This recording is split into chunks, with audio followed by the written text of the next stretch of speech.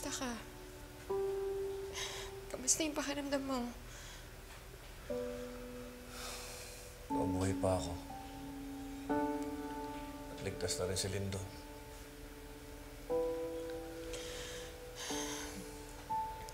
Mabuti naman ligtas ka. Alam mo, kahit may mga misunderstandings tayo, sobrang nag-worry pa rin ako sa'yo. Zoe, sino nag-utos para barin si Lindon?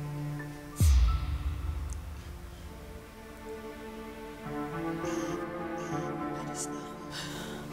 Zoe, tell me. Si Moira ba? Siya ba ang nag-utos para patayin si Lindon?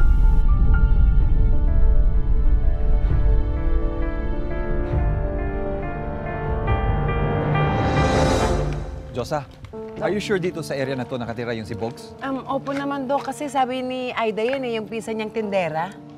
Ninang, bakit daw po ba gusto niya siya po magdala sa Apex? Ewan ko ba sa ugok na yun? Basta ang gulo-gulo. Sabi, nabasag daw yung cellphone niya. Pero huwag kang mag-alala. Hindi ko siya titigilan hanggat hindi natin nababawi ang cellphone ng tatay mo sa kanya. Kaya halika na, bilisan natin. Naghihintay na si Bogs. Halika na.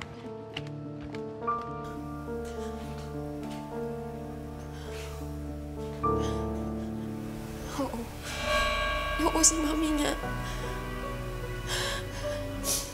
Pero please, huwag mo sasabihin kahit kanino. Please, ayoko siya makulong. I'm sorry. I'm sorry na damay ka pa. Si Doc Lindon naman kasi talaga yung target eh. Kasi alam niya yung sikreto natin. Nababalo na ba siya? Bakit kailangan na pumatay? Alam ko mali yung ginawa niya. Pero sobrang desperado na kasi siya eh. Sobrang desperado na siya na hindi lumabas yung sikreto natin. Pero nakausap ko na siya.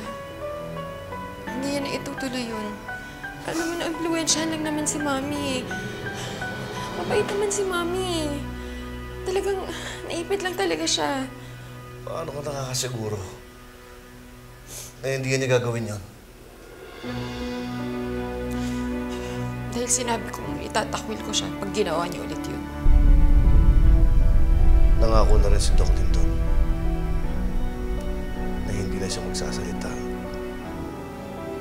dahil utang niya yung buhay niya sa akin.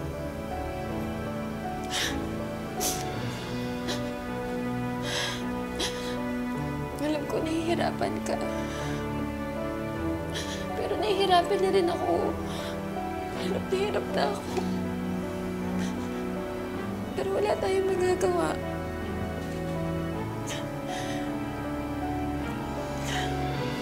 Walang dapat makaalam ng sikreto natin.